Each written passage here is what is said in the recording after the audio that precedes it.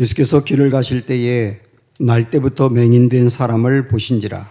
제자들이 물어 이르되 라삐여 이 사람이 맹인으로 난 것이 누구의 죄로 인함이니이까 자기니이까 그의 부모니이까. 예수께서 대답하시되 이 사람이나 그 부모의 죄로 인한 것이 아니라 그에게서 하나님이 하시는 일을 나타내고자 하심이라. 때가 아직 낮음에 나를 보내신 이의 일을 우리가 하여야 하리라. 밤이 오리니 그때는 아무도 일할 수 없느니라. 내가 세상에 있는 동안에는 세상의 빛이로라. 이 말씀을 하시고 땅에 침을 뱉어 진흙을 이겨 그의 손에 바르시고 같이요. 이르시되 실로암 못에 가서 씻으라 하시니 실로암은 번역하면 보냄을 받았다는 뜻이라. 이에 가서 씻고 눈은 밝은 눈으로 왔더라. 아멘. 우리를 가장 힘들게 하는 일 중에 하나는 고난이겠죠. 태어나면서부터 갖게 된 고난도 있고 나중에 생긴 고난도 있는데 고난만큼 힘든 게 없어요. 그런데 고난을 당할 때 정말 중요한 것은 고난을 어떻게 해석하느냐 하는 겁니다. 어떤 사람은 고난을 당하는 바람에 인생이 망가지기도 하고요. 어떤 사람은 고난을 통해서 도리어 인생이 견고하게 서기도 합니다. 신앙적으로 볼 때도 어떤 사람은 고난 때문에 하나님에게서 떠나가기도 하지만 어떤 사람은 고난 때문에 그동안에 좀 희미했던 신앙이 선명하고 분명하게 바뀌기도 하거든요. 이렇게 상반된 결과가 나오는 이유는 고난을 어떻게 해석하느냐, 그리고 그 해석한 고난을 나의 삶에 어떻게 붙들고 살아가느냐 하는 것으로 이렇게 결정된다고 볼 수 있어요. 이 고난에 대한 해석이 이렇게 중요한데 오늘 우리는 요한복음 9장에 있는 태어나면서부터 앞을 보지 못하는 한 환자의 치유 장면을 보면서 고난에 대한 바른 해석을 정리하도록 하겠습니다. 이 요한복음에는 7개의 중요한 표적이 나오죠. 표적이라고 하는 것은 기적과 달라서 기적은 예수님이 행하신 놀라운 이적을 말하는데 그것은 그 이적이 특별한 의미가 있고 특별히 우리 예수님이 누구신지를 보여주는 차원에서 표적이라고 말합니다. 6번째 이 표적, 나면서부터 보지 못하던 사람을 보게 한 이 표적을 통해서 우리 예수님이 누구신지를 보여줘요. 누구실까요? 5절 말씀을 먼저 보시면 내가 세상에 있는 동안에는 세상의 빛이로라. 이 표적은 우리 예수님이 누구신지를 보여주느냐? 세상의 빛이라는 거예요. 빛이라고 하는 말은 어둠을 밝게 한다는 뜻이죠. 그래서 보지 못하는 사람을 보게 하시기도 하고 육체의 눈만 뜨게 하는 것이 아니라 어떤 때는 마음이 닫혀있는 사람의 마음을 열어서 중요한 것을 보게 하고 어떤 경우는 영적으로 어두워가지고 무지 상태에 있는 사람의 눈을 열어서 진리를 알게 하는 이 모든 것들이 전부 다 빛이 되시는 주님이 하시는 일이거든요. 그래서 사실 저나 여러분이나 지금 예수님을 믿어서 마음으로 받아들이고 구원받았다고 하는 것은 주님이 빛을 비춰주셔서 내 마음을 열어 주님의 말씀을 수용하게 했기 때문에 가능한 거거든요. 이미 우리는 이 중요한 빛을 받은 것입니다. 오늘은 빛이신 예수님이 고난에 대해서 잘못 해석한 사람들을 교정해 주시고 고난을 바로 이해하도록 하십니다. 그런 차원에서 눈을 뜨게 해주시는 거예요. 우리 예수님께서 초막절을 맞아가지고 태어나면서부터 한 번도 보지 못한 사람을 주목해 보십니다. 제자들도 그 사람을 함께 봤거든요. 그런데 제자들은 이 사람에 대해서 예수님께 이렇게 질문합니다. 자, 한번 보세요. 2절 보시면 제자들이 물어 이르되 라삐여 이 사람이 맹인으로 난 것이 누구의 죄로 인함이니까 자기니까 그의 부모니까 이 질문을 예수님께 한 겁니다. 그러니까 이 사람이 태어나면서부터 보지 못한 고난을 겪게 됐거든요. 그 고난의 원인이 누구냐는 거죠. 이 사람이냐 이 사람의 부모냐 그러면서 이 사람이든 이 사람의 부모든 어떤 죄를 졌기 때문이 아니냐 이렇게 제자들은 보고 있습니다. 그런데 이건 제자들의 생각만이 아니라 이때 당시에 일반적으로 유대인들이 그렇게 생각을 했어요. 고통과 죄를 연관해 본 겁니다. 그래서 어떤 고통을 좀 경미하게 겪으면 좀 작은 죄를 졌다고 여겼고요. 그 다음에 그 죄를, 고통을 아주 심하게 겪으면 그에 상응하는 죄도 크게 졌다. 이렇게 연관을 한 겁니다. 이것은 욥기의 말씀을 봐도 똑같이 나오는데, 욥이 아주 험악한 고난을 당하고 있을 때 욥의 친구들이 와가지고 욥을 윽박지르거든요. 뭐라고 합니까? 욥, 너 이 정도의 큰 고난을 겪고 있다면 틀림없이 엄청난 죄를 졌을 거야. 그런 죄를 졌기 때문에 이런 고난을 당할 거야. 그러니까 그 죄가 무엇인지를 찾아내서 회개해. 그래야만 고난이 멈출 수 있어. 이 친구들의 이야기를 듣고 욥도 똑같이 고난은 죄 때문이다라고 생각을 한 거예요. 그래서 자기의 죄를 찾습니다. 물론 죄가 없는 것은 아니지만, 그러나 아무리 생각을 해봐도 이 정도 엄청난 고난을 당할 정도의 죄를 진 적은 없거든요. 그 다음부터는 이 욥이 하나님께 막 저항하기 시작해요. 하나님, 내가 어떤 죄를 졌길래 이 고난을 주시는 겁니까? 무슨 죄를 졌는지 알려주시면 속이라도 후련하겠는데 내가 어떤 죄를 졌는지 모르겠어요. 근데 왜 이런 고난을 당해야 되는 겁니까? 결국은 이런 생각이, 그러니까 고통은 죄의 결과라고 하는 이런 생각이 결국은 고통을 당하고 있는 욥을 더 어렵게 만들어요. 그 말은 고통을 이기지 못하게 만든다는 얘기입니다. 사실 이런 생각은 불교의 윤회설에도 있는 거죠. 불교의 윤회설은 그 사람이 전생에 바르게 살았으면 그 다음 생애인 현생에서도 아주 부자로서 뭐 떵떵거리면서 살고 고난을 당하지 않는다. 그런데 전생에 큰 죄를 저지르면 짐승으로 태어나든지 벌레로 태어나든지 아니면 사람으로 태어나도 아주 어렵게 살든지 그런다. 그래서 전생과 현생을 그렇게 연결하면서 전생의 어떤 일들이 현생에 영향을 준다라고 보는 거죠. 이게 불교의 윤회설이에요. 그리스도인들은 전생이란 말 자체를 하지 마세요. 우리의 시각이 아니에요. 근데 문제는 뭐냐면 그리스도인들도 이런 생각을 갖고 있는 거예요. 그리스도인들도 내게 일어나는 일들을 인과율로 생각을 합니다. 어떤 결과는 그만한 원인이 있었기 때문이다. 그래서 내가 좀 잘 나가고 좋은 일이 생기면 내가 그만큼 선한 일을 했기 때문이고, 내가 어려운 일을 당하면 역시 내가 죄를 졌기 때문이다. 이렇게 접근한단 말이죠. 이렇게 인과율로 접근하게 되면 우리가 받은 구원에 은혜가 들어올 틈이 없어요. 내가 구원을 받은 것도 그에 맞는 자격과 조건을 갖췄기 때문이라고 생각을 하게 되지 않겠습니까? 거기에 무슨 은혜가 들어올 틈이 생기겠어요? 그런데 내가 구원을 받을 만큼 조건과 자격을 갖추어야 된다면 어느 정도 해야 될까요? 그만한 자격을 갖춘 사람은 단 한 명도 없거든요. 기독교 신앙은 인과율을 거부합니다.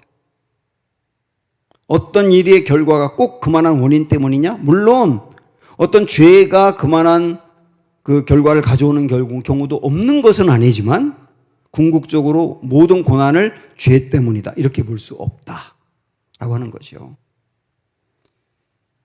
그래서 우리 주님은 제자들의 이 질문을 듣고 아주 명쾌하게 대답을 하십니다. 이 대답이 그리스도인의 고난관이라고 할 수 있어요. 이거 기억하세요? 그리스도인은 고난을 어떻게 보느냐? 예수님의 대답이 정확히 그리스도의 고난관이에요. 3절 보십시오. 시작. 예수께서 대답하되 하시되 이 사람이나 그 부모의 죄로 인한 것이 아니라 그에게서 하나님이 하시는 일을 나타내고자 하심이라. 이렇게 말씀하신 거예요. 먼저 주님은 누구의 죄 때문이 아니야 라고 말씀하셨어요. 보십시오. 이 사람이 태어나면서부터 보지 못하는 게 이 사람의 죄입니까? 부모의 죄입니까? 라고 할 때 이 사람이 태어나면서부터 보지 못했는데 무슨 죄를 졌겠어요? 그러니까 은연중에 제자들은 부모의 죄 때문이 아니냐, 부모가 이 사람을 임신했을 때 큰 죄를 졌기 때문에 그 결과로 이 사람이 앞을 보지 못하는 것이 아니냐라고 제자들은 생각하고 있는데, 주님의 말씀은 뭐냐면 아니야. 누구의 죄 때문에 이 결과가 온 게 아니야. 분명히 그렇게 말씀하시거든요. 그러니까 우리 주위에 고통을 당하고 있는 사람이나 장애를 안고 있는 사람을 이상하게 보지 말라는 거예요. 욥의 친구들처럼 그들에게 폭력을 가하지 말라는 겁니다. 제자들처럼 그들을 정죄하지 말라는 거예요. 오히려 다만 고통을 겪고 있는 사람을 보면 도와주면 되는 겁니다. 그 사람이 더 편안하게 살 수 있도록 제도적으로 바꿔야 될 것이 있으면 여러분이 기여하셔야 되고, 예를 들어서 어떤 다리가 불편한 사람이 횡단보도를 지나간다 그러면 운전하고 있을 때 그 사람을 어떻게 하는 게 도와줄지를 생각하시면 되고, 내가 함께 걸어가고 있을 때는 이런 상황에서 어떻게 도우면 되는지를 생각하시면 되는 거예요. 그게 우리 삶의 몸에 배워야 되는 겁니다. 예수님이 일단은 고통과 죄를 연관하지 말아라, 이렇게 말씀하셨어요. 사실 제자들이 이 사람이 고통당하는 것은 누구의 죄 때문입니까? 라고 말한 것은 항상 죄의 원인을 찾는 거거든요. 고통의 원인을. Why? 왜 이 고통을 당해야 합니까? 무엇 때문에 고통을 당해야 합니까? 우리 전부 다 거기 관심 있잖아요. 고통을 당할 때 왜, 무엇 때문에, 누구 때문에 원인을 찾는 데 초점이 있단 말이죠. 절대로 찾을 수가 없어요. 찾는다고 해서 그 고통을 이겨낼 수 있느냐? 그것도 아니거든요. 고통의 원인은 너무나 다양하기 때문에 단답형이 없습니다. 그래서 내가 고통을 당하든지 다른 사람이 고통을 당하든지 쉽게 단정하면 안 된다는 것이죠. 그러면서 고통을 당할 때 너무 원인을 찾는 데 에너지를 쓰지 말라. 주님 우리로 뭐라고 말씀하셨어요? 여기 나와 있잖아요. 하나님이 하시는 일을 나타내고자 함이니라. 하나님이 하시는 일을 나타내고자 함이니라. 이건 무슨 말이냐면 고통은 원인이 중요한 게 아니라 목적이 중요하다는 거예요. 내가 왜 이 고통을 당해야 됩니까? 라고 그 왜라고 하는 답을 찾는데 에너지를 쓰지 말고, 지금 내가 어떤 고통 가운데 있다 하더라도 이 상황에서 하나님의 목적은 뭐냐? 어떻게 하나님의 일을 나타낼 수 있느냐? 여기에 초점을 두라. 이 주님의 말씀인 거예요. 결국은 하나님이 하시는 일을 나타내고자 함이니라. 이 말은 어떤 뜻이냐면 이런 의미입니다. 하나님이 나의 고난마저도 어떤 일을 이루시는 도구로 쓰신다는 거예요. 지금 내가 겪고 있는 고난마저도 하나님의 손 안에서 놀라운 도구가 되어서 하나님의 일을 이루실 수 있다, 이런 얘기거든요. 근데 여기서 여러분 잘 들으세요. 오해하지 마세요. 오해하지 마세요. 하나님의 어떤 일을 이루기 위해서 나에게 일부러 고난을 준다, 그건 아니에요. 하나님 그런 분은 아니에요. 일부러 하나님의 일을 이루기 위해서 고난을 주는 분은 아니에요. 다만 굉장히 다양한 이유로 내가 고난을 겪기도 하고 장애를 입기도 하는데, 그 모든 원인이 어떻든 상관없이 내가 겪고 있는 고난 속에서 하나님은 그것을 선하게 활용하셔서 결국은 놀랍고 좋은 결과를 만들어낸다. 이것이 바로 고난에 대한 그리스도인의 입장입니다. 고난관이다, 이렇게 말할 수 있어요. 중요한 거는 why, 왜 이 고난을 당해야 됩니까? 그걸 찾지 말고 what, 무엇을 하기 원하시느냐, 그것을 찾으라는 것이죠. 그러면 자, 이제 이렇게 기본적인 내용들을 우리가 알았으니까, 그러면 오늘 우리 본문의 이야기 속으로 들어가서, 그러면 태어나면서부터 앞을 보지 못하는 사람은 이 사람을 통해서 하나님이 이루시려고 하는 일이 뭐냐, 그게 궁금할 수 있잖아요.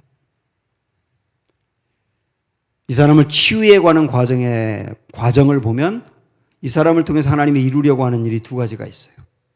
그걸 한번 찾아가 보죠. 먼저 6절 말씀 보시면 이 말씀을 하시고 땅에 침을 뱉어 진흙을 이겨 그의 눈에 바르시고. 우리 주님이 참 이상한 방법으로 치유하세요. 진흙에다 침을 다 뱉은 다음에 그거를 이렇게 이겨가지고 그 사람 눈에 발라줬어요. 어떤 사람은 침에 무슨 효과가 있나 보다. 무슨 효과가 있겠습니까? 모기 물리면 침 바르는 사람이 있는데 지금부터 바르지 마세요.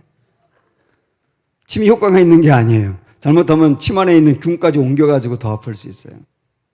여기서 침에 무슨 의미가 있는 게 아니고 침을 뱉은 것은 진흙을 이기기 위해서 그렇게 하신 겁니다. 중요한 것은 진흙을 이겨서 이 사람의 눈에 발랐다는 거거든요. 이게 의미가 있는 거예요. 하나님이 하시려고 하는 일과 연관이 있는 거라고요. 만약에 그냥 이 사람을 눈을 뜨게 치유하는 데 목적이 있었다면 그냥 그 사람에게 너 나았으니까 가. 뭐 그렇게 해도 되잖아요. 우리 주님은 말씀으로만으로도 충분히 치유하니까 너 눈을 떠. 이렇게 해도 되잖아요. 근데 진흙을 이겨가지고 그걸 눈에 발랐다면 의미가 있는 거 아닙니까, 이게? 무슨 의미가 있을까? 지금부터 하는 이야기는 제 묵상이 아닙니다. 이것은 주석을 쓴 분들이 다수가 이렇게 얘기하는 거예요. 자, 진흙을 이겨서 눈에 발랐다는 게 무슨 의미냐? 가만히 생각을 해보세요. 이게 무엇과 연관이 될까? 하나님이 최초의 사람을 만드실 때 흙으로 사람의 모양을 딱 만들고 거기에 생기를 불어넣어 사람을 살게 했거든요. 그것을 제1의 창조라고 하죠. 첫 번째 사람 창조라고 하죠. 바로 그 장면을 연상하게 하는 거예요. 우리 예수님이 앞을 보지 못하는 사람, 그 사람을 앞을 보고 눈을 떠서 새롭게 하기 위해서 하신 방법이 뭐냐면 진흙을 가지고 하셨단 말이죠. 그리고 그 진흙을 눈에 발랐다고 했는데 여기 바르다라고 하는 단어가 기름을 붓다는 뜻이 있거든요. 기름을 붓다. 기름을 붓다라고 하는 말이 마치 하나님이 사람을 만들고 생기를 불어넣었다와 연관되는 거거든요. 진흙으로 그 사람 눈에 바르고 생기를 불어넣듯 기름을 부었다. 그래서 그를 살려냈고 온전한 모습으로 돌아가게 했다. 그래서 이걸 뭐라고 말할 수 있느냐면 예수님의 제2의 창조, 재창조라고 말할 수 있는 거예요. 사람은 처음 창조될 때 온전한 모습이었지만 선악과를 따먹는 타락을 함으로 말미암아 망가졌습니다. 그리고 하나님의 형상이 상당히 훼손돼 버렸어요. 우리 예수님이 이 땅에 오신 이유가 뭐냐면 훼손되어 있는 하나님의 형상을 살려서 그를 다시 일으켜 세우기 위함이에요. 이게 구원이거든요. 우리 예수님이 이 땅에 오셔서 하신 일이 그래서 뭐냐? 고린도 후서 5장 17절에 보면 이렇게 말씀합니다. 그런즉 누구든지 그리스도 안에 있으면 새로운 피조물이라. 이전 것은 지나갔으니 보라 새 것이 되었도다. 그런즉 누구든지 그 인생이 엉망이 된 사람도 완전 망가진 사람도 상관없이 그리스도 안에 있으면, 이 말은 뭐냐면 그리스도 예수님과 의미 있는 관계를 맺으면, 더 쉽게 말씀드리면 그분을 나의 구세주로 마음으로 받아들이기만 하면 어떻게 된다고요? 새로운 피조물이 된다고요. 피조물이에요, 피조물. 피조물이 뭡니까? 지어지는 거죠. 근데 새롭게 지어지는 거예요. 그래서 완전히 새 것이 되는 거예요. 이게 구원입니다. 이 일을 위해서 예수님 오신 거예요. 여러분, 구원이라고 하는 것은 이전에 내가 죄를 참 많이 졌는데 교회 다니고 예수님 믿으면서 죄를 이전보다 적게 져. 그게 구원이 아니에요. 이전에는 참 나쁜 사람이었는데 예수님을 믿으면서 조금 착해졌다. 이게 구원이 아니에요. 구원이라고 하는 것은 조금 나아지는 게 아니라 완전히 새로운 피조물이 되는 거라. 다시 만들어지는 겁니다. 다시 태어나는 겁니다. 이게 구원이라고요. 그래서 구원받은 사람은 완전히 다른 사람이 된 거예요, 사실은. 우리 예수님은 이렇게 모든 사람을 새로운 피조물로 만들어서 망가졌던 사람을 복구하고 그리고 하나님의 영상을 온전히 회복하여 살려내기 위해서 이 땅에 오셨지 않습니까? 그 일을 지금 앞을 보지 못하는 사람을 진흙을 이겨서 그의 눈에 바르고 그를 고쳐주는 과정을 통하여 보여주는 겁니다. 내가 이 땅에 왜 왔는지 알아? 재창조하려고 온 거야. 새로운 피조물로 만들려고 온 거야. 이 사람 진흙을 바르고 기름을 부어서 새롭게 만들어내는 것처럼 내가 이 일하려고 온 거야. 앞으로도 이 일을 할 거야. 이것을 보여주는 거예요. 그러니까 이 사람은 예수님이 이 땅에 오신 새로운 피조물을 만들어내는 재창조의 일을 드러내는 도구가 된 것이죠. 이 사람의 고통이, 이 사람의 아픔과 장애가 예수님이 하시는 일을 드러내고 예수님이 누구신지를 드러내는 기회가 된 것이죠. 만약에 말입니다, 지금 고통을 당하고 있는 분들이 이 자리에 있다면, 어떤 장애로 인하여 힘든 분들이 있다고 한다면 늘 매 순간마다 나의 이 고통과 장애가 우리 하나님이 얼마나 좋은 분이고 우리 예수님이 어떤 일 하시는지를 드러내는 중요한 도구가 될 거야 라고 마음으로 늘 받아들이고 살기만 한다면 얼마나 좋겠어요. 그러면 절대로 절망하지 않고 이 고통 때문에 좌절하지 않고 부끄러워하지 않고 오히려 이것 있지만 견고하게 살지 않겠어요? 이게 첫 번째였던 거예요. 하나님의 일을 나타내고자 합니다 라고 하는 첫 번째. 두 번째가 있습니다. 두 번째가 뭐냐면 진흙을 이겨서 이 사람의 눈에 바른 다음에 예수님이 그 다음에 이렇게 말씀하셨거든요. 실로암 못에 가서 씻으라 하시니, 그 다음에 실로암은 번역하면 보냄을 받았다는 뜻이라. 이에 가서 씻고 밝은 눈으로 왔더라. 자, 여기서요 실로암이 중요한 의미가 있는 거예요. 예수님이 이 사람 눈에 들어가 있는 이 진흙을 씻으라고 하려고 했다면 그냥 평범하게 너 이제 물로 씻으면 돼 이렇게 했을 거예요. 근데 우리 예수님이 지칭하면서 실로암 못에 가서 씻으라 이렇게 말한 것은 이 사람의 고통과 실로암 연못이 뭔가 연관이 있다는 거예요. 그러면서 실로암이라고 하는 뜻을 일부러 소개했는데 실로암이라는 뜻이 뭐냐? 보냄을 받았다라는 뜻이라는 겁니다. 보냄을 받았다. 그래서 이런 내용으로 이렇게 정리를 하면 결국은 어떤 의미냐면 너 지금 앞을 보지 못하는 것으로 인하여 크게 고통스럽고 연약한 상태지? 그런데 이런 어려운 형편에서도 너 하나님의 보냄을 받은 거야. 하나님의 보냄을 받은 거야. 하나님의 일을 위하여 보냄을 받은 거야. 그것을 발견하는 것이 고난에 대처하는 성도의 모습이라는 거예요. 지금 이게 제가 드리는 설교가 저는 걱정을 했어요. 왜냐하면 고통을 당하고 있는 분에게 또 뭔가를 일하라고 하면 더 폭력을 가하는 게 아닌가 하는 걱정이 있었는데 주님이 이 말씀하신 것은 결국은 뭐냐면 고통을 당하는 사람이 고통 때문에 괴로워하고 슬퍼하고 좌절하고 숨어있고 그런 것보다 이 어려운 상황마저도 하나님의 일을 이루기 위해서 보냄을 받았다고 적극적으로 나아갈 때 훨씬 더 고난을 극복할 수 있다는 얘기거든요. 진짜 그런가요? 우리는 내가 많은 것을 가지고 있고 많은 것을 알고 능력이 많을 때 하나님의 일을 할 수 있다고 생각합니다. 당연히 많이 알고 많이 가지고 많이 능력이 있으면 하나님의 일을 할 수 있어요. 그런데 내가 연약한 상태에서도 얼마든지 하나님의 일을 할 수 있어요. 오히려 더 강력하게 할 수 있습니다. 바울을 보십시오. 바울에게는 결정적인 육체의 약점이 있었어요. 학자들마다 어떤 사람은 안질, 어떤 사람은 편두통, 어떤 사람은 간질이었다고 얘기해요. 이게 얼마나 어려운 병입니까? 그래서 바울은 이 병에서 이 병을 스스로 뭐라고 그랬냐면 자기 자신을 찌르는 가시라 그랬어요. 가시. 이 병이 나를 찌른다. 그래서 하나님께 이 병을 고쳐달라고 3번 기도합니다.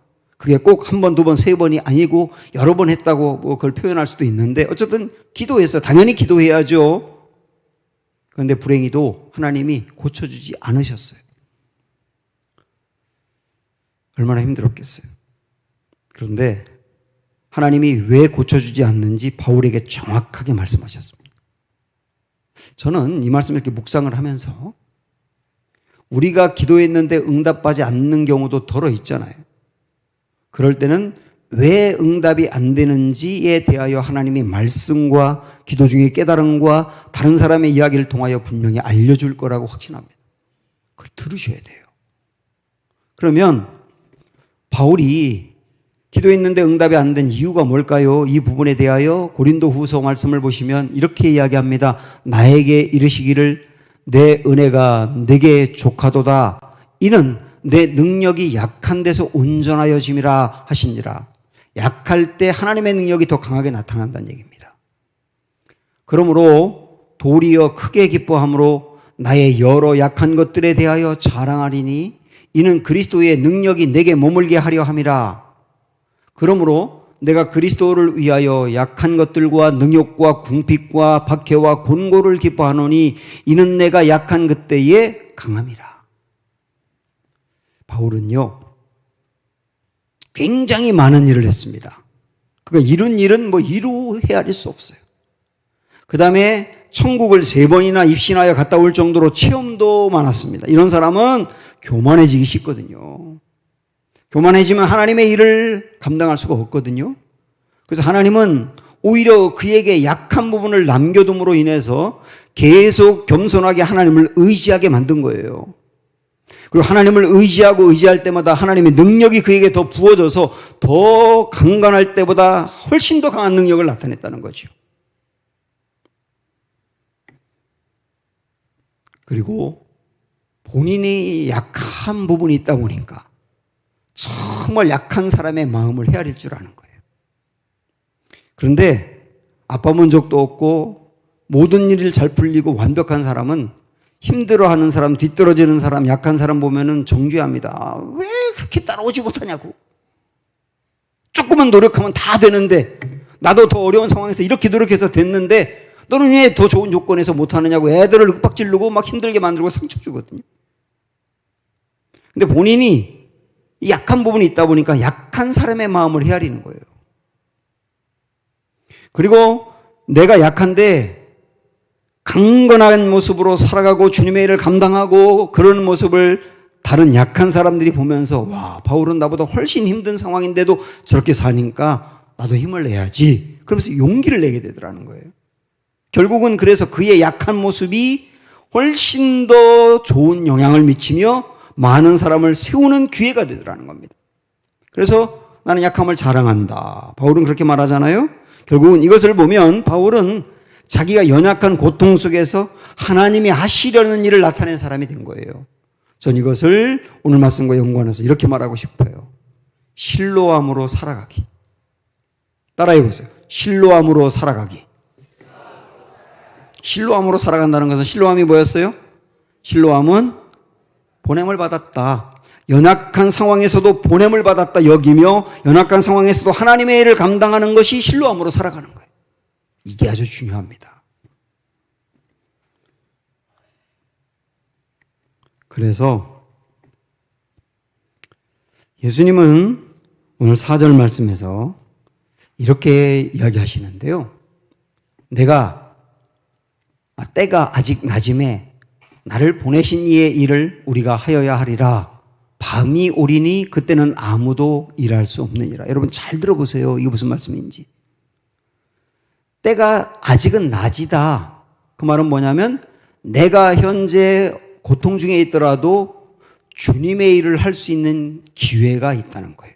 지금이 기회가 있다. 그러니까 왜 내가 이 고통을 당해야 됩니까? 라고 하는데 너무 에너지를 빼앗기지 말고 무슨 일을 해야 될지에 초점을 둬봐라. 지금은 기회가 있는 때다. 하나님의 일을 할 수 있는 기회가 있다. 문제는 뭐냐면 맨 뒤에 보면 밤이 뜹니다. 밤. 이 밤에는 어떻게 되느냐면 그때는 아무도 일할 수 없느니라. 정말 하나님의 일을 하고 싶어도 일할 수 없는 때가 온다는 겁니다. 우리 인생에. 더 이상 주님의 일을 하고 싶은데 내 안에 건강이라든지 여건이 허락되지 않아서 더 이상 못하고 꼼짝 못할 때도 올 수 있다는 거예요. 그때는 다 후회한다. 그러니까 하나님의 일을 할 수 있는 지금 설령 내가 고난 가운데 있어도 고통 가운데 있어도 아픔 가운데 있어도 주님의 일을 감당하자. 주님이 그렇게 우리에게 권면하고 계십니다. 그래서 저는 이 말씀을 이렇게 정리하고 싶어요. 주님이 우리에게 이렇게 말씀하시는 게 아닐까요? 지금 너의 모습이나 상황이 어떻든지 상관없어. 이 모습으로도 보냄받은 것을 알고 하나님의 일을 하면 돼.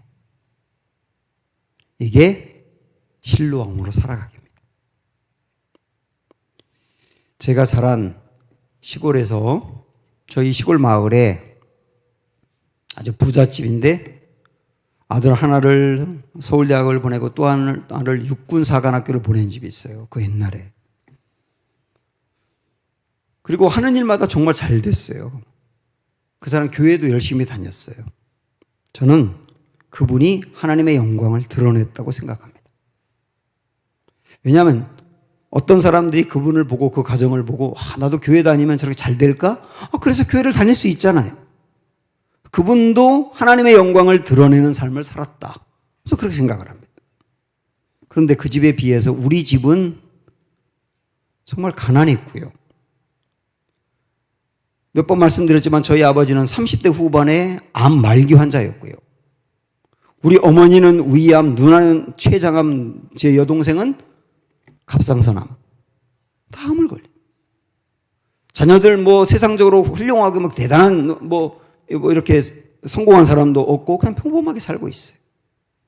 그런데 우리 아버지와 어머니를 보고 수많은 사람이 교회를 나왔거든요. 지금 시골교회에 한 120명 정도 나오는데 그중에 거의 태반은 아마 저희 부모님 때문에 나오셨을 거리요. 어려워요. 질병이 있어요. 고난이 많아요. 고통이 있어요. 그런데 의연하게 살아요. 자녀들을 잘 키워내요. 기도하고 아버지 질병이 나았어요. 그 모습들을 마을 사람들이 다 본 거예요. 그래서 제가 어릴 적에 기억해도 저희 아버지가 젊은 나이에도 장로님 되셨는데 아버지보다 훨씬 연배가 많은 분들도 저희 아버지 앞에서는 굉장히 공손하게 장로님 그랬어요. 같은 유씨 집성촌인데 똑같은 유씨라 다 형님 그 학렬이 위에 있는데 그분들도 다 저희 아버지 앞에서는 장로님 존경스러운 거예요. 저희 아버지도 오늘 말씀 준비하다 생각하니까 실로암으로 사셨더라고요. 교회 오빠라고 하는 책이 있는데요. 주인공이 암을 앓다가 30대 나이에 죽었습니다. 그의 부인인 오은주라고 하는 집사가 우리 교회도 왔었어요. 옛날에. 그분이 이런 말을 했습니다. 한번 들어보세요. 하나님은 세상에서 눈부신 삶을 사는 사람을 사용하신다. 하지만 하나님은 때로는 고통 속에서도 주님을 놓지 않는 사람도 사용하신다. 저는 지난주에 어떤 집사님을 만났습니다. 우리 교회 집사님이 아니고 오래전부터 제가 알고 있던 분인데요. 이분은 몇 달 전에 뇌신경에 손상을 입어가지고 왼쪽이 거의 이제 마비가 됐어요. 그래서 말도 어눌하고 다리 걷는 것도 너무나 불편하게 되었습니다. 저보다 나이가 1살 어리거든요. 굉장히 건강했거든요. 졸지에 몸이 이렇게 된 거예요. 전 만나러 가면서도 마음으로 걱정을 많이 했어요. 이분의 마음이 어떨까. 그런데 만나자마자 깜짝 놀랐습니다. 얼마나 의연한지 몰라요. 그리고 말이 얼마나 많은지 몰라요.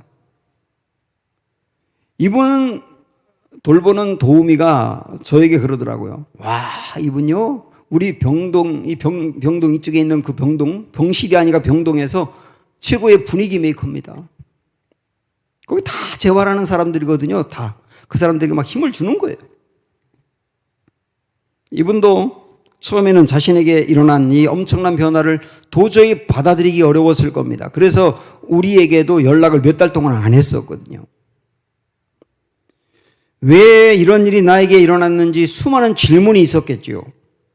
자신의 죄 때문은 아닌지 생각도 했겠죠. 그런데 어느 순간에 이분이 그래, 내게 지금 이런 엄청난 일이 일어났지만 내가 이 상황에서 어떤 일을 하면 되지? 생각했다는 거예요. 어떤 일을 하면 되지? 그리고 그 일을 하기 시작한 거예요. 먼저 두 아들, 딸에게, 자녀 둘에게 교회를 나오라고 말하는 거예요. 이 아들이, 딸도 어릴 적에 교회 잘 다녔는데 청년이 되면서 교회에서 떠났거든요.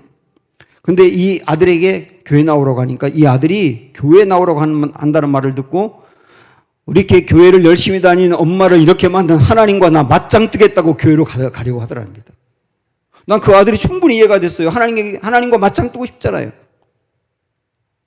근데 그 아들을 말리면서 엄마의 간절한 소원은 너희들이 다시 교회에 나가서 예배 드리는 거야. 그 말을 듣고 주님을 떠났던 두 아이가 예배를 열심히 드리고 있어요. 엄마가 건강할 때 아무리 얘기해도 듣지 못하더니 엄마가 연약한 상태에서 말하니까 그 말을 듣고 엄마 소원을 이루어주는 거예요. 병실에 많은 사람들에게 전도합니다.